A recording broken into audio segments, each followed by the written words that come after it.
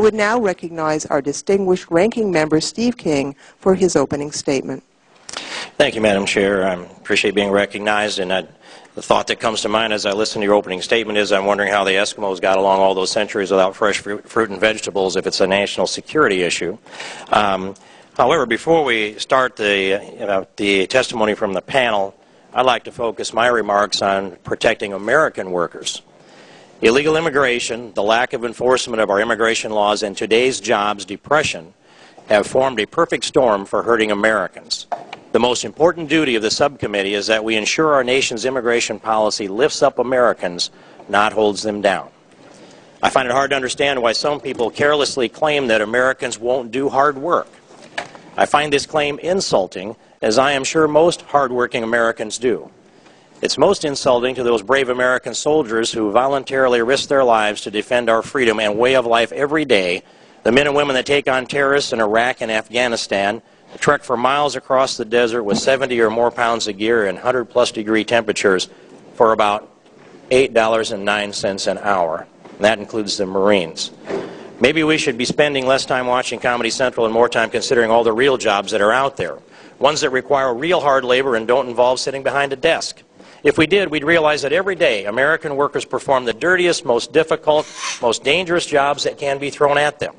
From crab fishermen that venture out into some of the roughest and most dangerous waters in the world, to the Joe the Plumbers of the world who many days would prefer the aroma of fresh dirt to that of the sewage from American elitists who disparage them even as they flush.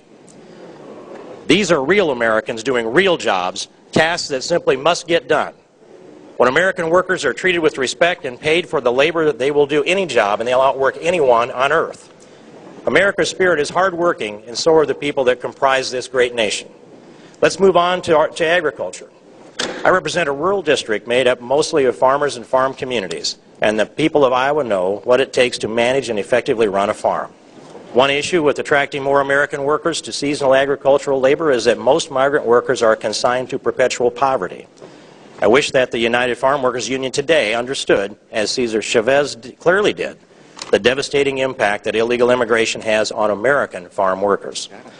Of course, it is argued by Tom Vilsack, President Obama's Secretary of Agriculture, that food prices would be 3, 4, or 5 times more if it were not for illegal immigrant workers. This is blatantly false and can't be supported by any data, and he doesn't even bother to defend himself. Data from the Secretary's own Department of Agriculture and the Bureau of Labor Statistics show that labor costs only represent 6% of the price consumers pay for fresh fruits and vegetables.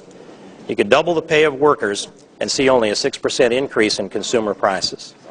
Highly respected agricultural economist Philip Martin of the University of California notes that if there was a 40% increase in farm wages, the average household would spend only $8 more a year on fruits and vegetables, less than the price of a movie ticket. I'm sure that most Americans would gladly pay $8 more a year in order to ensure a legal workforce. Cheap labor is just not worth illegal immigration's cost to Americans as workers or as taxpayers. The reality is, employers hire desperate aliens who will work for much less than Americans, driving wages down and making it impossible for American workers to compete. As Ranking Member Smith has pointed out many times in the past, there are 8 million illegal immigrants in the workforce competing against the 15.4 million Americans who are officially counted as unemployed, which includes the 80 million who are simply not in the workforce because they've dropped out and are no longer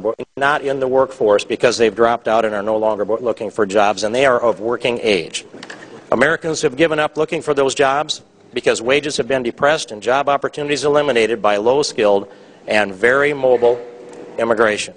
The percent of teenagers who work has never been lower. Professor Carol Swain will testify today about the toll mass immigration has taken on minority communities. What's important to point out is that all of this started happening well before the recession. Professor George Borjas, now at Harvard University, did groundbreaking research on the impact of immigration in the 1980s and 90s on low-skilled American workers.